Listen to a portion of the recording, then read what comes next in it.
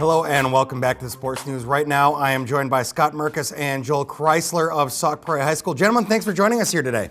Thanks for having us. Thanks for having us. So tell us a little bit about how your off-season's going as we're getting ready to approach the upcoming football season. Well, I think it's been a good start to the off-season. You know, obviously you want as many kids possible as participating, but we've got a good start, and we look to build upon that coming up in the last few weeks. Now, what is going to be the goal under your tutelage for this team, these young student athletes? What does Sauk Prairie football want to look like under your leadership? I think we want to be a team that nobody in the Badger wants to play on a weekly basis. We can't necessarily talk about and guarantee wins and losses, but we can talk about the type of team we want to play. We want to be hard-nosed and really bring it to the field every Friday night.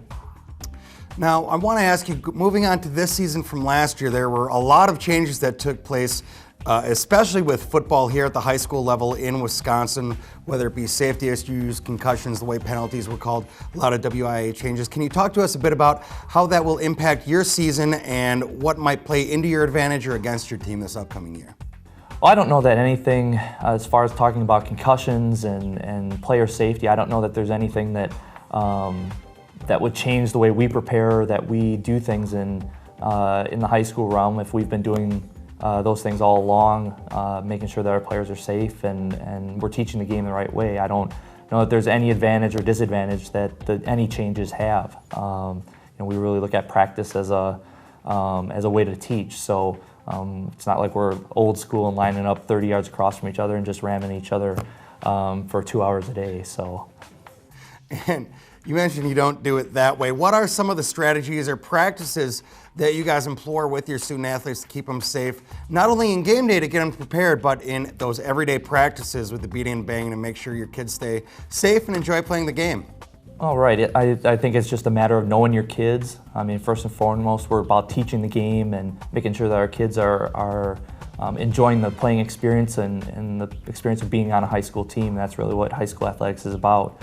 We use a lot of thud tempo with pads and going half speed, and it's really a lot more teaching, I think, than a lot of people realize. And while I have a couple of moments here, I got to ask you, what are your expectations for the upcoming season? How do you think you guys are going to fare in the conference?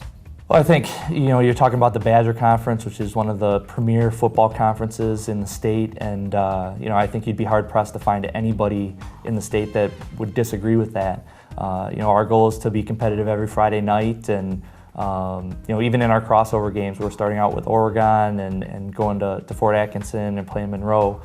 There is no breather, and every team seems to make improvements throughout the year, and the margin for victory or for losing a game on Friday night is very, very thin. So we want to be in the thick of the playoff race and begin to talk about improving every week.